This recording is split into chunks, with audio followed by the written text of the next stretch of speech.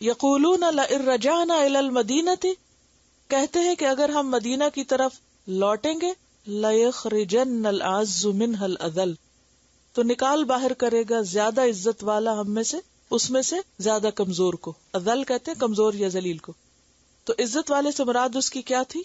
خود. وَلِلَّهِ الْعِزَّةُ وَلِرَسُولِهِ وَلِلْمُؤْمِنِينَ، اور عزت تو اللہ کے لیے اور اس کے رسول کے لیے اور مومنوں کے لیے. وَلَكِنَّ الْمُنَافِقِينَ لَا يَعْلَمُونَ، لیکن منافق نہیں جانتے کہ عزت کا مالک ہے کون. اور عزت کا کیا معنی ہوتا ہے؟ ایسی حالت جو انسان کو مغلوب ہونے سے بچائے.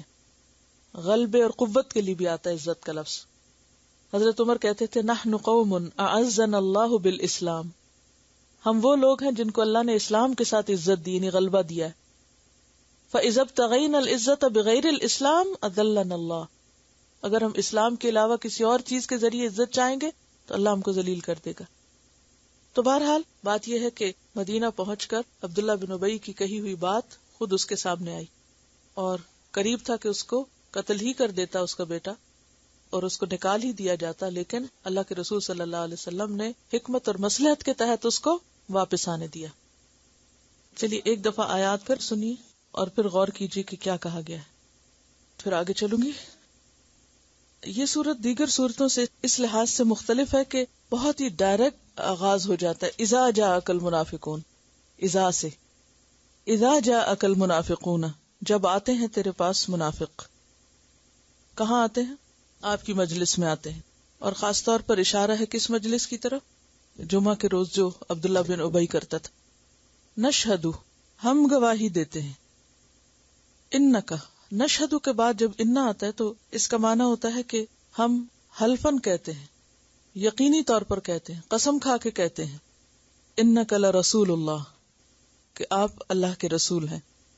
واللہ یعلم انکا لرسولہ، اور اللہ جانتا ہے کہ بے شک آپ اس کے رسول ہیں. یعنی جس خدا کے نام کی قسم کھاتے ہیں اور اس کو گواہ بناتے. قسم کیا ہوتی ہے دراصل؟ اللہ کی جب قسم کھائی جاتی ہے تو اس کا مطلب ہے کہ اللہ تعالیٰ گواہ ہے. ہاں اللہ جانتا ہے، اللہ گواہ ہے. انک لرسول واللہ یشہد، اور اللہ گواہی دیتا ہے. ان المنافقین لکاذبون، کہ یقیناً منافق البتہ جھوٹے ہیں، غلط بیانی کر رہے ہیں. منافقین کے ایمان کو جھوٹا کیوں قرار دیا گیا کہ ان کا ایمان جھوٹ ہے؟ کیونکہ ان کا عمل اس کے برعکس تھا. ان کے دل میں وہ نہیں تھا جو ان کی زبان پر تھا، تو اس لیے ان کا ایمان قابل اعتبار نہیں ٹھہرا. واللہ یشہد ان المنافقین لکاذبون، تو اس کا مطلب یہ ہے کہ کذب جو ہے وہ صرف قولی نہیں ہوتا. کذب جو ہے وہ صرف کسی عمل سے متعلق نہیں، بلکہ سب سے پہلا کذب یا جھوٹ اور سچ جس کا انسان مظاہرہ کرتا ہے وہ کہاں ہے؟ اس کے عقیدے میں، اس کے ایمان میں. اسی لیے ایمان کے لیے تصدیق کا لفظ بھی آتا ہے نا پھر، کہ جو کہا اس کو سچ کر دکھایا، یعنی عمل سے اس کی تصدیق کی. اتخذوا ایمانہم جنتاً، انہوں نے اپنی قسموں کو آڑ بنا رکھا ہے. کس چیز سے بچنے کے لیے آڑ یا ڈھال؟ قتل اور قید. کیونکہ اگر یہ مومن نہ ہوتے اور کھلم کھلا، جیسے انہوں نے ہر موقع پہ چھپ کے دشمنوں کا ساتھ دیا، اگر کھلم کھلا ساتھ دیتے تو پھر کیا ہوتا؟ یہ بھی کسی موقع پہ پکڑے جاتے، قید ہوتے اور کبھی مارے بھی جاتے. ہر موقع پر جب بھی حضرت عمر نے اس بات کا اظہار کیا کہ میں اس منافق کی گردن اڑا دوں، تو آپ نے کیوں نہ اڑانے دی؟ بچے یا نہیں؟ قتل سے بچے یا نہیں؟ تو کس وجہ سے بچے تھے؟ انہی ظاہری باتوں کی وجہ سے کہ جو علل اعلان وہ آ کر لوگوں کی مجلس میں یہ کہتے تھے کہ ہم گواہی دیتے ہیں کہ آپ اللہ کے رسول ہیں. تو یہ قسم جو ہے یہ کون سی قسم ہے؟ یہ نشہدو والی قسم ہے. ٹھیک ہے، یعنی یہ جس قسم کو کھا کے گواہی دیتے تھے یہ اسی کی طرف اشارہ ہے. کیونکہ نشہدو کے بعد انا آ رہا ہے تو اس میں کیا معنی پایا جاتا ہے؟ قسم کا. تو اس طرح کی قسمیں کھانے سے یہ دنیا میں تو بچ گئے ہیں، لیکن اپنے اس دو رخے رویے کی وجہ سے یہ لوگوں کو اللہ کے راستے سے روک رہے ہیں. ایک شخص جو زبان سے یہ کہے اور بڑے بڑے دعوے کرے کہ میں مسلمان ہوں، لیکن اس کا ہر عمل اسلام کے خلاف جائے، تو وہ عمل سے لوگوں کو دراصل کیا کر رہا ہے؟ دین سے بھگا رہا ہے. دوسروں کے دل میں کیا آتا ہے کہ یہ ہے اسلام، اور سبیل اللہ میں کیا کیا چیزیں شامل ہیں. یہاں سبیل سے مراد کیا ہے؟ ایمان لانے سے روکنا، اور ایمان لانے سے روکنا، اور دین پر عمل کرنے سے روکنا، اور خاص طور پر جہاد فی سبیل اللہ کے لیے نکلنے سے روکنا. انہم ساء ما کانوا یعملون، تو ان کے سارے اعمال کو، خواہ وہ قول سے تعلق رکھتے ہیں خواہ وہ فعل سے تعلق رکھتے ہیں، وہ کیا ہے؟ بدترین عمل ہے. اور ویسے بھی کوئی عمل جس کی بنیاد نہ ہو وہ کیسا عمل ہے؟ بیکار عمل ہے، کیونکہ اس کا فائدہ کچھ نہیں. ذالک بانہم آمنوا ثم کفروا، یہ اس وجہ سے ہے. کیا اس وجہ سے؟ ان کے اعمال کا برا ہونا، ان کے اعمال کا برا ہونا. یعنی ذالک کی ضمیر کدھر جا رہی ہے؟ پچھلی بات کی طرف. بانہم آمنوا ثم کفروا، کیونکہ وہ ایمان لائے پھر انہوں نے کفر کر دیا. لہذا ایمان لا کر عمل نہ کرنا اور عمل سے انکار کرنا، یہ دراصل کیا ہے؟ بدترین عمل ہے. فطبع علی قلوبہم، تو اس دھوکے کی بنیاد پر کیا ہوا؟ ان کے کفر کی بنا پر اللہ نے ان کے دلوں پہ مہر لگا دی. بل طبع اللہ علیہا بکفرہم فہم لا یفقہون، بس وہ نہیں سمجھتے. کیا نہیں سمجھتے؟ مجھے معلوم ہے کہ میں جب تفسیر کرا رہی ہوتی ہوں تو بہت تیز بول رہی ہوتی ہوں اور سب کچھ کیچ کرنا مشکل ہے، لیکن مین پوائنٹس کے اوپر ضرور نظر رکھا کریں. جب میں کسی لفظ کے بارے میں یہ کہتی ہوں کہ لا یفقہون نہیں سمجھتے سے مراد یہ ہے، تو وہ پوائنٹ ضرور لکھ لیا کریں. اگر سارا جملہ نہ بھی لکھے تو بڑی بڑی باتیں لکھنے کی ضرورت نہیں، لیکن کی پوائنٹس لکھنا اگر آ جائے تو پھر اگلے دن آپ بہت آسانی سے جواب دے سکتے ہیں. اور وہی دراصل آیت کا فہم ہوتا ہے. فہم لا یفقہون، پس وہ نہیں سمجھتے. کیا نہیں سمجھتے؟ دین کی حقیقت، دین کے معاملات، ایمان کی حقیقت، کیا کرنا چاہیے کیا نہیں کرنا چاہیے، کچھ سمجھ نہیں ان کو. ایسا کیوں ہوتا ہے کہ انسان سب کچھ جانتے ہوئے بھی کچھ نہیں جانتا؟ خواہشات اس کو ایسا گھیر لیتی ہیں کہ دلوں پہ پردہ آ جاتا ہے. دنیا کی محبت اور غلط کاموں کی وجہ سے جو ایک اندھیرا ہوتا ہے، دیکھیے ہر گناہ جو ہے نا وہ ایک اندھیرے کا سبب بنتا ہے. تو وہ دل پہ اندھیرا چھاتے چھاتے، جیسے حدیث میں بھی آتا ہے نا کہ جب انسان ایک غلط کام کرتا ہے تو کیا ہوتا ہے؟ دل پر ایک سیاہ نقطہ لگتا ہے، جس ون ڈاٹ. اگر انسان توبہ کرتا ہے تو وہ دھل جاتا ہے، دل پھر صاف ہو جاتا ہے. لیکن اگر انسان توبہ نہیں کرتا تو وہ ڈاٹ پھیلنے لگتا ہے، وہ نقطہ پھیلتا جاتا ہے، اور پھر آہستہ آہستہ پھیلتے پھیلتے پھیلتے سارا دل سیاہ ہو جاتا ہے. اور جب سارا دل سیاہ ہو جاتا ہے، اس سے نور چھن جاتا ہے، تو پھر انسان کو دین کی کسی بات کی پہچان، سمجھ، اس سے تعلق، واسطہ، محبت، عمل کی صلاحیت، اور اس سے اس کی طرف کوئی اٹریکشن یا کشش وہ نہیں رہتی. وہ چیزیں انسان کے لیے کیا ہو جاتی ہیں؟ سیکنڈری. بلکہ بعض اوقات الٹا وہ چٹی لگتی ہیں کہ یہ کیا مصیبت ہے، یہ بھی کرو، یہ بھی کرو، یہ بھی کرو، کیونکہ ان کو پتہ ہی نہیں کہ اس کے کرنے میں فائدہ کیا. آج بھی آپ دیکھیں بہت سے لوگ مسلمان ہونے کا دعویٰ کرتے ہیں، لیکن اس کے ساتھ ساتھ دین پر اعتراض بھی کرتے ہیں. یہ بھی ٹھیک نہیں، یہ بھی ٹھیک نہیں، یہ بھی ٹھیک نہیں. قرآن میں، قرآن کس کی طرف سے؟ اللہ کی طرف سے. اور اللہ کون ہے؟ جس کے لیے کائنات کی ہر چیز تسبیح کر رہی ہے، فرما برداری کر رہی ہے، جو ہر چیز کے بارے میں خوب خوب جانتا ہے، میرے اور آپ سے زیادہ جانتا ہے. یہ اس کی کتاب ہے. اس کو نہیں پتا تھا کیا اتارنا چاہیے اور کیا نہیں، کیا انسانوں کے لیے سوٹیبل اور کیا نہیں. نہیں پتا تھا اس کو. ہمیں زیادہ پتا چل گیا، ہمارا علم زیادہ ہو گیا، ہماری سمجھ زیادہ ہو گئی. نہیں. لیکن بہت سے لوگ اس دھوکے میں مبتلا ہو جاتے ہیں. وہ دین ہی کی باتوں پہ تنقید شروع کر دیتے ہیں، اعتراض شروع کر دیتے ہیں، اور ان کو تبدیل کرنے کا مطالبہ کرنے لگتے ہیں. کب یہ احکامات بدل جانے چاہیے یا ان کی انٹرپریٹیشن بدل جانی چاہیے. اور ایسا مطالبہ وہ باہر سے نہیں کرتا، خود مسلمان ہی کر رہے ہوتے ہیں. حیرت کی بات یہ ہے. تو ایسا کب ہوتا ہے؟ کیوں ہوتا ہے؟ جب یہ یاد نہیں رہتا کہ یہ اللہ کی طرف سے آئی ہوئی کتاب ہے، اور یہ ایک نور ہے، یہ ایک روشنی ہے، اور اس کی ہر بات میں فائدہ ہے، چاہے میری عقل میں آئے یا نہ آئے. تو جب انسان کے دل پر پردہ پڑ جاتا ہے، جس سورۃ کہف میں بھی آتا ہے انا جعلنا علی قلوبہم اکنۃ ان یفقہوا. اور مشرکین مکہ کیا کہتے تھے؟ بیننا و بینک حجاب، ہمارے اور تمہارے درمیان ایک حجاب ہے، یعنی تمہاری بات ہمیں سمجھ نہیں آتی اور ہم تمہیں اپنی نہیں بتا پاتے. انہوں نے کیا بتانی تھی؟ اصل تو بات یہی ہے کہ تمہاری بات ہمارے دل تک نہیں جاتی. تو یہ ایک بہت ہی خطرناک کیفیت ہے کہ قرآن کی کوئی بات دل تک نہ جائے، دل پر نہ اترے، اس پر انسان کا ایمان نہ ہو، انسان اس کو ماننا نہ چاہے، اسے قبول نہ کرے، اس کو نہ سمجھے. فہم لا یفقہون، وہ سمجھتے ہی نہیں. تو یہ ایک زبردست خطرے کی علامت ہوتی ہے. وَإِذَا رَأَيْتَهُمْ تُعْجِبُكَ أَجْسَامُهُمْ، جب تم ان کو دیکھو گے تو ان کے جسم تمہیں بہت خوبصورت لگیں گے. اللہ تعالیٰ نے خاص طور پر جسمانی حسن کا ذکر کیوں کیا ان کے؟ تو انڈرسٹوڈ ہے، انسان جب کسی کو دیکھتا ہے تو اس کا اپیرنس اس کو سب سے پہلے نظر آتا ہے اور وہ اس سے متاثر ہوتا ہے. لیکن یہاں ان کے ریفرنس سے کیوں بات؟ یہ کوئی جنرل بات تھوڑی ہے. یہ تھوڑی کہا جا رہا ہے جب تم لوگوں کو دیکھو تو تمہیں ان کی خوبصورتی اٹریکٹ کرے گی. یہ بات نہیں کہی جا رہی. بات یہ کہی جا رہی ہے کہ جب ان منافقین کو تم دیکھو گے تو ان کے جسم تم کو بہت خوشنما لگیں گے.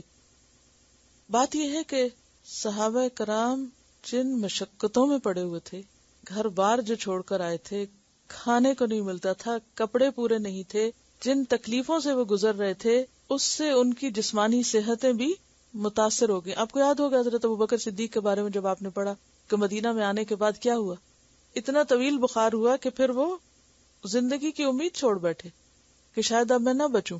اور اس میں جسمانی بخار کے علاوہ وہ جو پوری ایک کیفیت سے گزر رہے تھے وہ ساری ان کو متاثر کیے ہوئے تھی. تو مخلص مسلمان جو تھے ان کی جو ظاہری حالتیں تھیں، بھوک کی وجہ سے، پیٹ پہ پتھر باندھنے کی وجہ سے، کھانا کپڑا نہ ہونے کی وجہ سے، بظاہر غربت کی وجہ سے، وہ ظاہری شکل و صورت ان کی جس کے معیار پہ دنیا میں لوگوں کو پرکھا جاتا ہے وہ اتنی متاثر کن نہ رہی تھی. حضرت عمر رضی اللہ تعالیٰ عنہ کے تو حال یہ تھا کہ اتنی بڑی کنگڈم کے مالک ہونے کے باوجود جب فلسطین فتح ہوا اور بیت المقدس کی چابیاں لینے کے لیے جب انہوں نے کہا کہ خود آئیں امیر المومنین تو ان کے ہاتھ میں ہم دیں گے، تو جو لباس تھا اس پر پیچ لگے ہوئے تھے اس وقت بھی، اور غلام سواری پہ بیٹھا تھا کیونکہ ایک ہی سواری تھی، کبھی وہ اوپر غلام بیٹھتا تھا اور کبھی خود بیٹھتے تھے، اور جب آخر میں پہنچے تو غلام کی ٹرن تھی اوپر بیٹھنے کی اور خود نیچے پیدل جا رہے تھے، تو چابیاں دینے والے دور سے دیکھ کر کانپنے لگے، اتنا روب تھا.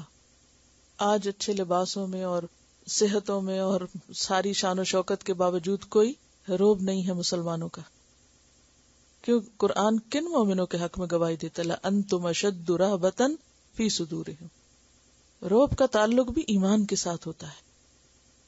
یہ ایمانی قوت ہوتی ہے جو کسی کے دل میں روب ڈالتی ہے، اور دور سے بیٹھے لوگ اس سے خوف کھاتے رہتے ہیں. اور اگر ایمان نہیں تو کوئی نہیں ڈرے گا آپ سے، نہ کسی کو آپ سے خوف ہوگا، ہلکے ہوں گے آپ.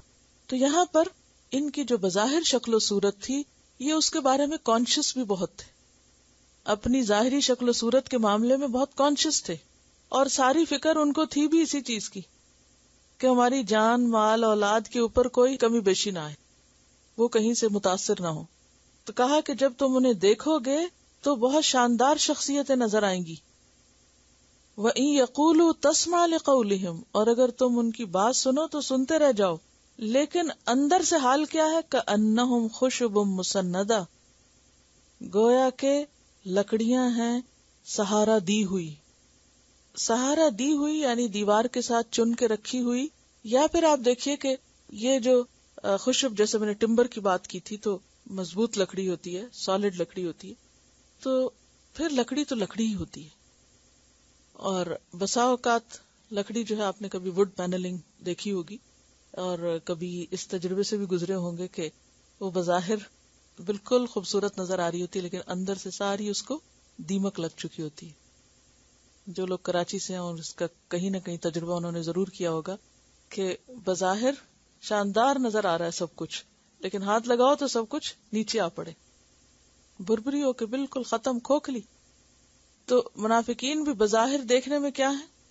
انتہائی خوبصورت ڈیکوریٹڈ لوگ جو کہیں بھی رکھ دیے جائیں تو دیکھنے میں انتہائی باوقار لگیں. قال الملأ، اور ملأ بھی جو ہر دور کے ملأ جو تھے وہ بظاہر شان و شوکت کے اعتبار سے ایسے ہی تھے، لیکن اندر سے حال کیا ہے، ایمان کیسا ہے، کانفیڈینس کیسا ہے؟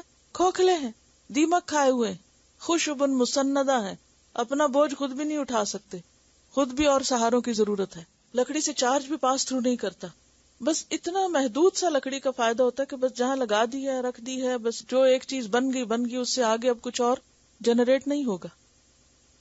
کأنہم خشب مسندہ، بس دیکھ دیکھ کے خوش ہوتے رہو. اور اندر سے حال کیا ہے؟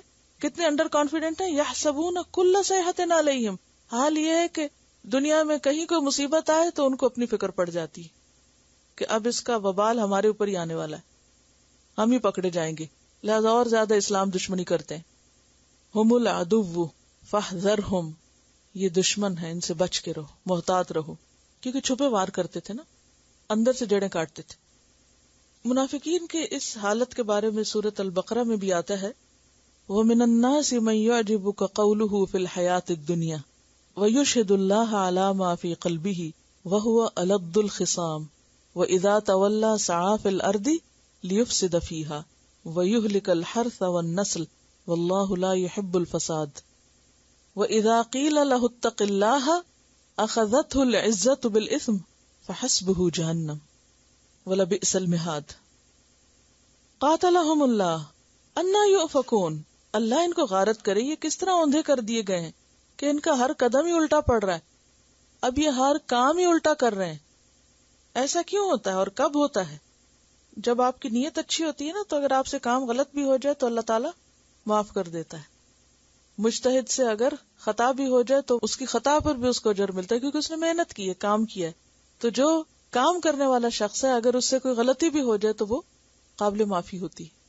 لیکن یہاں کیا ہے، چونکہ ان کی نیت درست نہیں، ایمان درست نہیں، لہذا بڑے بڑے کام بھی ان کے بیکار ہیں.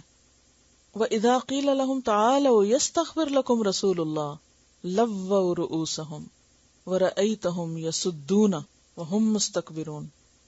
رسول کے پاس آنے سے کیوں کتراتے ہیں؟ آپ نے عبداللہ بن ابی کا حال پڑھا کہ جب اس سے کہا گیا کہ چلو ٹھیک ہے، ہو گئی غلطی، اب تم چل کے معافی مانگ لو، تو اس نے کیا کہا؟ اب میں محمد کو سجدہ کروں صلی اللہ علیہ وسلم. تکبر، ہٹ دھرمی.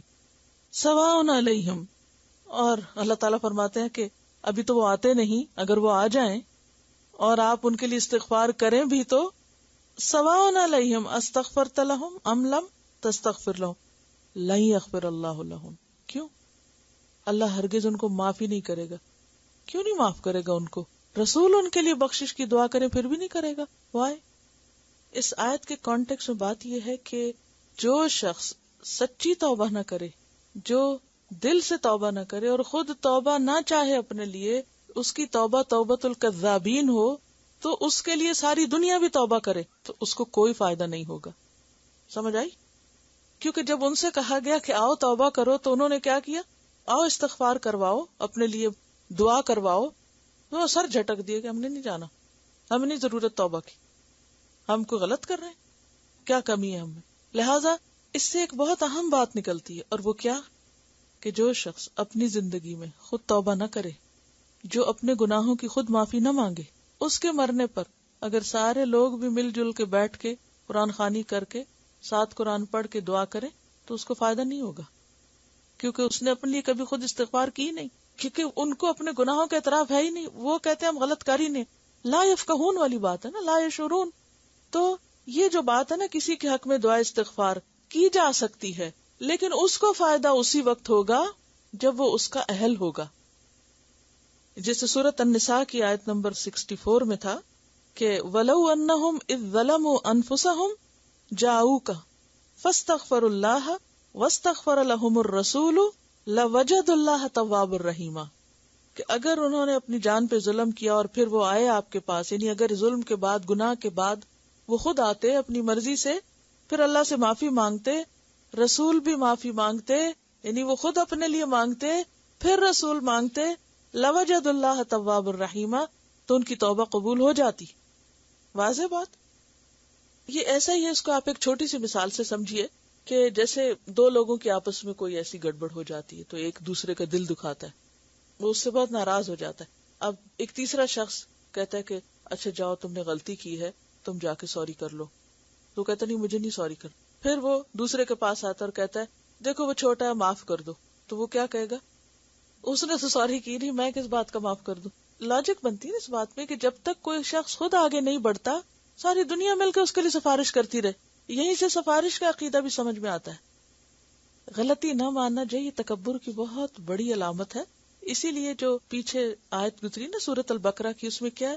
وَإِذَا قِيلَ لَهُ اتَّقِ اللَّهَ أَخَذَتْهُ الْعِزَّةُ بِالْإِثْمِ، جب اس سے کہا جاتا ہے اللہ سے ڈرو تو اس کو عزت گناہ پہ جما دیتی ہے کہ نہیں یہ میری شان کے خلاف ہے، میں نہیں جھک سکتا کسی کے سامنے. بعض لوگ آپ نے دیکھا ہوگا دل کے ایسے سخت ہوتے ہیں، غلطی بھی کرتے ہیں، دوسرے پہ ظلم بھی کرتے ہیں، زیادتی بھی کرتے ہیں، پھر کبھی بھی سوری نہیں کرتے، ہمیشہ دوسرا ہی بناتا ہے، وہ کبھی بھی نہیں جھکتے. تو ایسے میں انسان صبر کے ساتھ زندگی کا سفر جاری رکھے اور معاملہ اللہ پہ چھوڑ دے، کیونکہ زندگی کی گاڑی تبھی چل سکتی ہے جب انسان وَاعْفُوا وَاصْفَحُوا وَاغْفِرُوا کا کام کرتا رہے، درگزر کرتا رہے، معاف کرتا رہے اور ان کا معاملہ اللہ کے حوالے کر دے. لیکن ایسی مثالیں بہرحال دنیا میں پائی جاتی. اور پھر یہ ہے کہ اللہ فاسقوں کو ہدایت نہیں دیتا. ہدایت کیا ہے؟ نیکی کے کام کی توفیق، وہ ان کو نہیں ہوتی کیونکہ انہوں نے اللہ کی نافرمانی کی، لہٰذا وہ کیا ہے؟ فاسق. اور جو فاسق ہے وہ اپنی من مانی کرنا چاہتے ہیں، لہٰذا وہ ہدایت نہیں پاتے. ہم الذین یقولون، یہ وہی تو ہیں جو کہتے ہیں لا تنفقوا علی من عند رسول اللہ، رسول اللہ کے ساتھیوں پہ مت خرچ کرو. کیوں نہ خرچ کرو؟ تاکہ یہ سب بکھر جائیں، چلے جائیں کہیں، اور مدینہ کی یہ جو ریاست ہے یہ سبوتاج ہو جائے. یہ ان کے چھپے وار تھے نا. وَلِلَّهِ خَزَائِنُ السَّمَاوَاتِ وَالْأَرْضِ وَلَٰكِنَّ الْمُنَافِقِينَ لَا يَفْقَهُونَ. پورے قرآن مجید میں منافقین کی جتنی بھی باتیں ملتی ہیں ان کی صفات میں سے، اس میں سے ایک جھوٹ اور دوسرے ناسمجھی، کوٹ کوٹ کے بری ہوئی ان میں. لا یعلمون، لا یشعرون، لا یفقہون، لا یفقہون الا قلیلا. یہ سب سے زیادہ آپ کو ملے گا ان کے بارے میں. سمجھ ہی نہیں، عقل ہی نہیں ہے. اور دوسری چیز جھوٹ. منافقت ہے جھوٹ کا دوسرا نام. یقولون لئن رجعنا الی المدینۃ، کہتے ہیں اگر ہم مدینہ کی طرف واپس پلٹے. کہاں سے؟ غزوہ بنو مصطلق. اور دوسرا نام کیا تھا؟ مریسی. کنویں کا نام تھا نا مریسی، اور اس کے پاس یہ بستی تھی اور جنگ وہاں ہوئی تھی. لیخرجن، البتہ نکال دے گا، ضرور نکال دے گا. کون؟ العز، زیادہ عزت والا، منہا، اس میں سے. کس میں سے؟ مدینہ سے. کس کو؟ الاذل، زیادہ کمزور کو یا ذلیل کو. وللہ العزت ولرسولہ وللمؤمنین ولکن المنافقین لا یعلمون. ان کو پتہ ہی نہیں، جانتے ہی نہیں کہ عزت کا اصل مستحق کون ہے. آگے چلتے ہیں. یا ایھا الذین آمنوا، اے لوگو جو ایمان لائے ہو، لا تلہکم، نہ مشغول کریں تم کو، الہا یلہی الہا، روٹ کیا ہے؟ لام ہے واو، لہو. لہو کس کو کہتے ہیں؟ کسی ایسی چیز میں مشغول ہونے کو جو آپ کو بڑے مقصد اور بڑے کام سے غافل کر دے. لہذا اس کا عمومی معنی پھر کیا کیا جاتا ہے؟ نہ مشغول کرے تم کو، نہ غافل کریں تم کو. جیسے آتا نا الہاکم التکاثر، غافل کر دیا تم کو کثرت کی خواہش نے. کس میں؟ اموالکم، تمہارے مال. ولا اولادکم، اور نہ تمہاری اولادیں. کس سے غافل نہ کریں؟ ان ذکر اللہ، اللہ کے ذکر سے. No excuse. بہت سے لوگ اللہ کا ذکر نہ کرنے کی وجہ کیا بتاتے ہیں؟ کام ہے، جاب ہے، بزنس ہے، بچے ہیں چھوٹے. یہاں پر دو چیزوں کا ذکر ہے، ایک ہے مال اور ایک ہے اولاد. مال مردوں کا مسئلہ ہوتا ہے زیادہ تر، اور اولاد عورتوں کا مسئلہ. دونوں کا امتحان ہے. تو تمہارے مال اور تمہاری اولادیں تمہیں اللہ کے ذکر سے غافل نہ کریں. اور اللہ کے ذکر میں نماز بھی آتی ہے، قرآن بھی آتا ہے، اور عمومی طور پر بھی اللہ کو یاد کرنا آتا ہے. اور ان سب کے دلائل آپ پیچھے پڑ چکے. نماز کے لیے آتا ہے وَلَذِكْرُ اللَّهِ أَكْبَرُ، اور قرآن کے لیے بارہا ذکر کا وَلَقَدْ يَسَّرْنَا الْقُرْآنَ لِلذِّكْرِ. وہاں بھی ذکر سے مراد قرآن ہی کی طرف توجہ دینا ہے، نصیحت پکڑنا. اور عمومی معنی نصیحت کا بھی آتا ہے، اور اللہ کی یاد کے لیے بھی آتا ہے یہ لفظ. ان ذکر اللہ، اللہ کے ذکر سے. وَمَن يَفْعَلْ ذَلِكَ، اور جو ایسا کرے گا، کس کو کہا جا رہا ہے، کس کو خطاب ہے؟ ایمان والوں کو، مجھے اور آپ کو کہا جا رہا ہے. اور جو ایسا کرے گا فَأُولَئِكَ هُمُ الْخَاسِرُونَ، پس یہی لوگ خسارہ پانے والے ہیں، نقصان اٹھانے والے ہیں، فیل ہونے والے ہیں. جو مال اور اولاد میں اتنے مشغول ہو جائیں کہ ان کو اللہ کی یاد ہی بھول جائے، نماز بھول جائے، قرآن بھول جائے، پڑھنا پڑھانا بھول جائے، نصیحت کرنا اور لینا بھول جائے، اللہ کی یاد فراموش کر بیٹھے. اگر ایسا ہوا تو کامیابی نہیں ہو سکتی.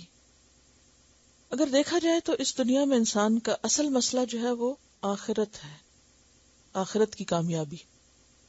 لیکن انسان اس دنیا میں مال اور اولاد کی مشغولیت میں آخرت کو فراموش کر دیتا ہے، آخرت کو بھول جاتا ہے، اور دنیا میں اتنا کھو جاتا ہے کہ آخرت اس کو غیر اہم لگنے لگتی ہے، اس کی کوئی امپورٹنس ہی نظر نہیں آتی اس کو. لیکن موت سے کس کو فرار، وہ تو آنی ہی آنی ہے، وہ تو منتظر ہے. تو ایسے میں اگر انسان مال اور اولاد کی مصروفیات میں اللہ کو ساری زندگی بھولے رہے تو بھی موت سے نہیں بچ سکتا. اور موت کے بعد جب انسان قبر تک پہنچتا ہے تو یہ دونوں چیزیں پیچھے رہ جاتی ہیں. جب انسان کو دفنایا جاتا ہے تو 3 چیزیں ساتھ جاتی ہیں، حدیث میں آتا ہے نا، 2 واپس آ جاتی ہیں اور 1 ساتھ رہ جاتی. مال اور اولاد واپس آ جاتے ہیں اور عمل ساتھ رہ جاتے ہیں. اور اگر کسی نے عمل کیا ہی نہیں تو اس کے ساتھ کیا جائے گا، وہ کیا لے کے جائے گا؟ کچھ بھی نہیں. بات یہ ہے کہ مال اور اولاد دونوں انسان کی ضرورت ہے. زندگی میں انسان کو ان دونوں کی ضرورت ہوتی ہے، مال کی بھی اور اولاد کی بھی. اور یہ دونوں امتحان بھی ہیں. سورۃ تغابن میں آتا ہے انما اموالکم واولادکم فتنہ واللہ عندہ اجر عظیم. جہاں مال اور اولاد ایک طرف فتنہ ہے، امتحان کا پرچہ ہے، دوسری طرف کیا ہے؟ اجر و نظیم کا سبب بھی ہے. لہذا کیا کرنے کی ضرورت ہے کہ مال اور اولاد ان دونوں کے ذریعے انسان اپنی آخرت سنوارنے کی فکر کرے، وہاں کے فائدے کے لیے ان کو استعمال کرے. لیکن ہم اس دنیا میں ان چیزوں کو ایک انعام سمجھ کر انجوائے کرنے لگتے ہیں. جتنی بھی نعمتیں ہیں یا اولاد ہیں، تم کیا کہتے ہیں؟ نعمت ہے، انعام ہے، اللہ کا فضل ہے، بڑی رحمت ہے. کبھی اس کی طرف سے سمجھتے اور کبھی نہیں بھی، لیکن ان چیزوں میں کھو کے رہ جاتے. جبکہ اللہ سبحانہ وتعالیٰ قرآن مجید میں ان کو انعام بتانے کی بجائے کیا بتا رہے ہیں؟ امتحان بتا رہے ہیں کہ یہ تمہارے لیے امتحان ہے. چاہو تو ان کے ذریعے اپنی آخرت کما لو، اور چاہو تو ان میں کھو کر اپنی آخرت برباد کر لو. اور یہ جو بات ہے کہ اللہ کے ذکر سے غفلت، انسان جب کسی بھی چیز کی محبت میں مبتلا ہوتا ہے، مال کی یا اولاد کی، شیطان اس کو تاک رہا ہوتا ہے، کیونکہ وہ چیزیں اس کا ویک پوائنٹ ہوتی ہیں نا، کہ اچھا اب یہ اس چیز میں لگا، اب یعنی ٹریپ ہو گیا، اب کیا ہے، اس کے لیے اس کام کو اور زیادہ خوبصورت بنا کے دکھاؤ، اور زیادہ اس کو ایسی راہیں سجھاؤ، اور نتیجہ کیا ہوتا ہے؟ استحوذ علیہم الشیطان فانساہم ذکر اللہ. وہ پوری طرح ان کو اپنے قابو میں کر لیتا ہے اور انہیں انہی ذریعوں سے اللہ سے بالکل موڑ دیتا ہے. اور ایسے لوگ کون ہیں؟ دراصل اولئک حزب الشیطان. اس فتنے سے بچنے کے لیے کیا کرنا چاہیے؟ اس غفلت سے نکلنے کے لیے کیا کرنا چاہیے؟ انسان کو ان چیزوں کو اللہ کے راستے میں لگانا چاہیے.